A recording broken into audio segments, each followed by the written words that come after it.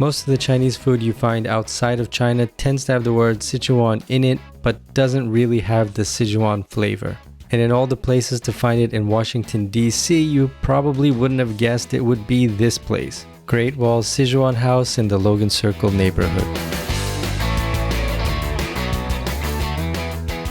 Now, 15-20 years ago, this place would have fit right in with the grittiness of all the other places that weren't really even open at the time. The Logan Circle area was sort of a mixing bowl between the government offices of downtown and the more residential but lower income area just to the north. But since then, everything has sort of started to close up, all the individual shops have gone away, and now it's just been invaded with hipsters, white-collar workers, and it looks a lot like this.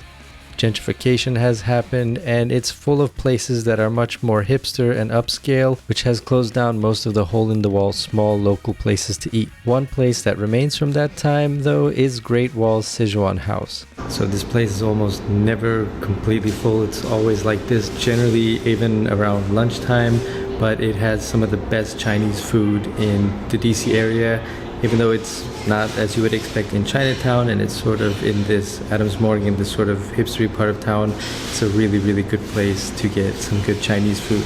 Back in those days, Great Wall Sichuan House was open, and a lot of the menu was still in Chinese. The facade on the exterior looked more like it fit into the neighborhood, but little did people know that there was an actual Sichuan chef right in the kitchen with the spices.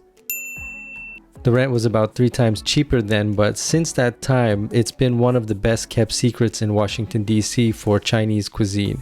At that time, the last page had some mala dishes, which are those spicy Szechuan flavors that you don't find in a lot of Chinese restaurants around the world. These days, however, that page has been translated into English and moved to the front of the menu and has become quite a popular item for people who know this place. Now, I'll admit, this is wholly where I completely f***ed up this video.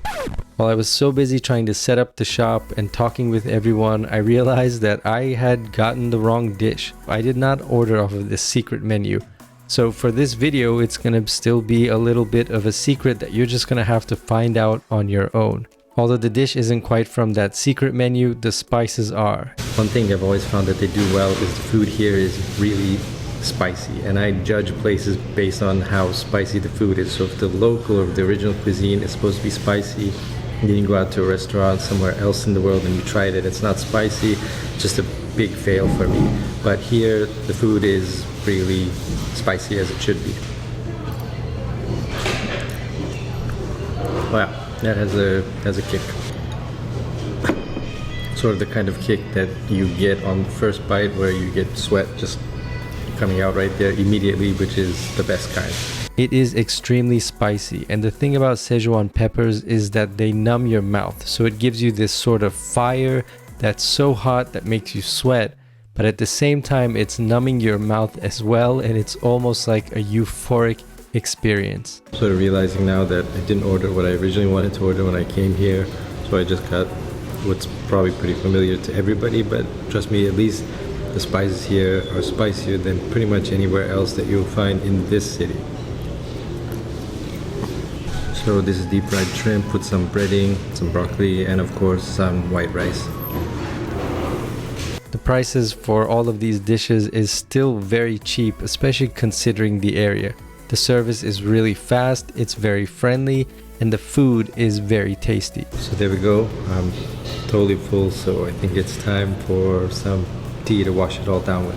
So how long can a place like this last, as the entire area is gentrified and turned into hipsterville, with bars and restaurants and pubs that look really polished in that corporate way? But it does make you wonder how long Great Wall's Sichuan House can be here. But it's these kind of places, these last holdouts in a part of the city that is really changing, and that almost is unrecognizable from what it looked like just 10 years ago. If you can get to Great Wall Sichuan House, you'll not only get a taste of Chinese cuisine that's not easy to find outside of China, but you'll also get a chance to taste what this part of Washington, D.C. used to be like before it's completely transformed.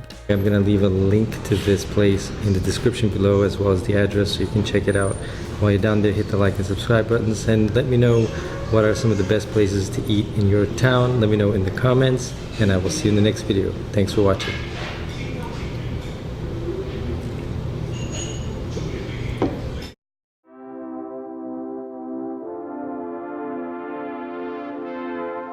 But yeah, totally botched that. All right, now I'll be the first to admit that I totally screwed that up. Maybe I just wanted to keep it a secret, or well, that's a pretty lame excuse. If you really want to try the secret dishes that they have there, I'll leave a link in the description below with the address so you can come find this place. I'll also leave the opening hours, and while you're down there, hit the like and subscribe buttons. I'll have new videos for you every week.